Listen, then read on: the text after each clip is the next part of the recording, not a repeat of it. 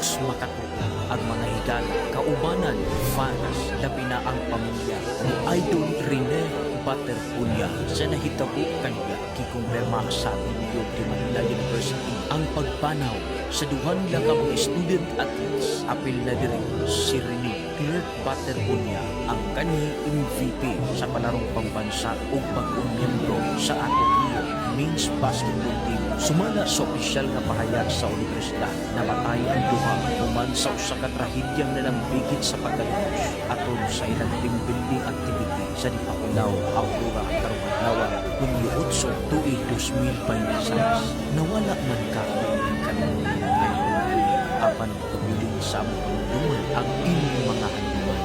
Atong balikan ang pambato gikan sa Talakokon at Busan del Sur sa pipilan niya ka mga highlight sa Palaro 2 Agsur.